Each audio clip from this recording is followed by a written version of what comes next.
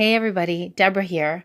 I just wanted to share with you a neat parallel that I found in the Old Testament with regards to, it seems like a parallel to the tribulation and the 144,000 that are sealed.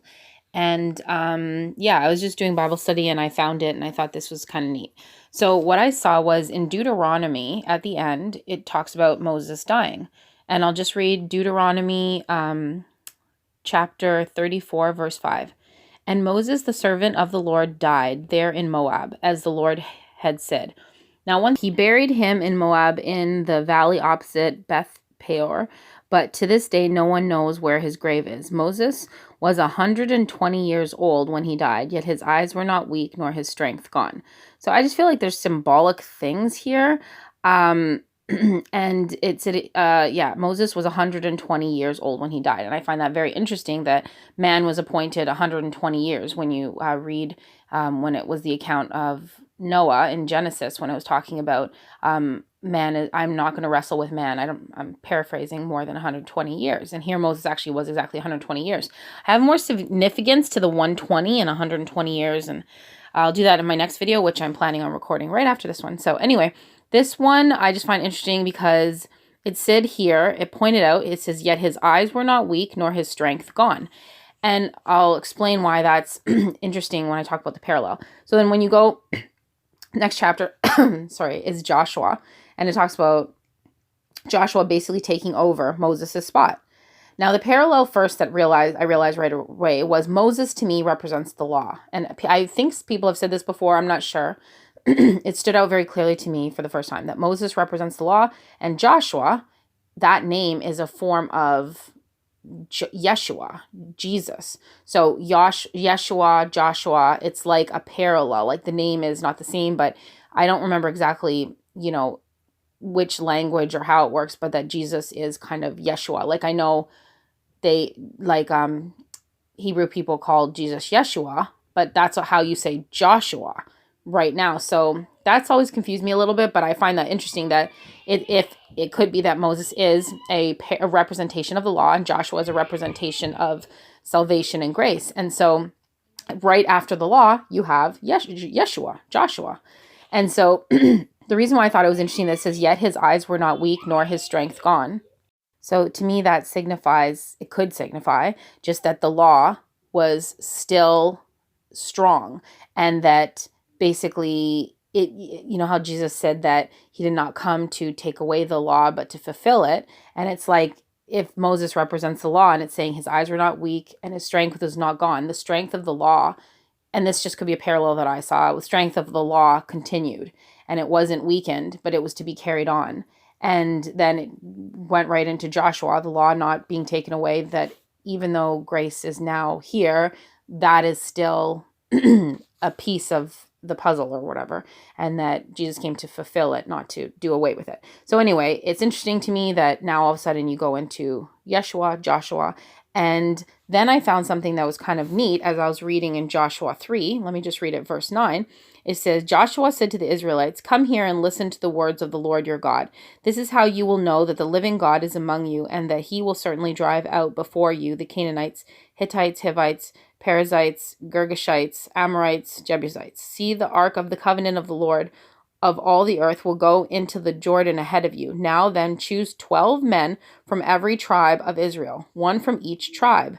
And as soon as the priests who carry the ark of the Lord of all the earth, set foot in the Jordan, its waters flowing downstream will be cut off and stand up in a heap. So I found it interesting that all of a sudden we're talking about the law, then we're talking about grace, and then it's talking about one person from every tribe. And it just reminded me of the 144,000. And it also reminded me of them because, so then like Joshua tells them to do this like ritualistic thing that the Lord had told them to do with the ark and in the water, and they put some stones. Each man from the tribe takes a stone and does a ritualistic thing to it that they're told to do. I don't know if there's a ritual, but the point is it's like a significant thing that they're told to do, a memorial. And then if you go to chapter 4, verse 14, it said, that day the Lord exalted Joshua in the sight of all Israel, and they stood in awe of him all the days of his life. just as they had stood in awe of Moses. It felt significant to me because it was like all of a sudden it said, because they did this ritual with the 12 tribes, one man from every tribe, they then exalted Joshua as they had exalted Moses. It'd be like exalting Yeshua as they exalted the law. So here, the Israelites didn't trust in Joshua the way they trusted in Moses. They didn't trust in like Yeshua as they trusted in the law. But after they had one man from every tribe, like the 12 tribes, do this ceremony, it made them, for some reason at this point, trust Joshua as they had trusted Moses, and they exalted him as they had exalted Moses or the law. So isn't that an interesting parallel to what will happen in the tribulation? Israel trusted the law, and then at one point there will be people from 144,000 from every tribe of Israel, and they will teach Israel, the Jews, about Jesus, and they will believe, many will come to believe in Jesus, Yeshua, because of these people from every tribe, 144,000. So I believe it's 12,000 from every tribe. And in this, it was one man from every tribe that got them to believe in Joshua. But at one point, in the tribulation, it'll be 12,000 from every tribe will get the Jews to believe in Yeshua. I just thought it was interesting. So from going from the law to believing in Jesus, and it will take these 12,000 from each tribe. Whereas in the Old Testament, it was almost like it was a symbol. I've never heard anybody say this before, and it was like it just shot out to me that it was like a forerunner. Now, it doesn't change anything in our life, but I think it's very interesting that this was like this parallel. It's kind of like when you hear of Antiochus Epiphanes, when he, defiled the temple, and he was like a forerunner for the Antichrist, and he did the abomination of desolation by killing a pig on the altar, and now. But that's not really the Antichrist, but it was like a total forerunner, these parallels. I just think it's so layered and so amazing to study God's word. And yeah, I just think that's crazy that in Deuteronomy, the law died, but it was still strong, had tons of strength, and it was not dimmed. And then Yeshua took over. Then he was told by the Lord to get one from every 12 of the 12 tribes, do this ceremony, which caused Israel to believe in him, to believe in Yeshua. Just like in the tribulation, the 12,000 from each tribe will show the Israelites that Yeshua is the Messiah.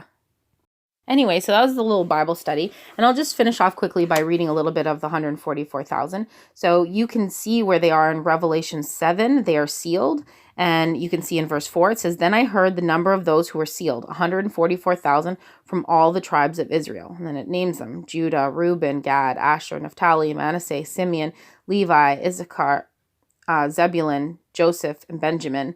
And it says 12,000 each. And then you see them again in chapter 14, verse 4. It says, "These are those who did not defile themselves with women." This is talking about them.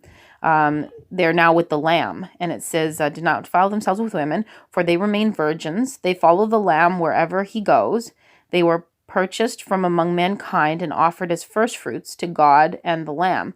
No lie was found in their mouths. They are blameless." Now, when it says firstfruits, to me says firstfruits of the Jews. I shouldn't say Jews, because Jews are from Judah. That's one tribe. But I should say of Israel. They are the first fruits. And then Israel will believe, because of them. So, I don't know. I just thought it was a neat parallel, little Bible study. Hope you enjoyed it. I have some more neat things coming up. And like I said, about the 120 and some significant things that relate to a possible soon rapture of the church. And that's exciting. So stay tuned for that. And I hope you enjoyed that. I hope you have a blessed day or evening. And I'll talk to you again soon. God bless and shalom.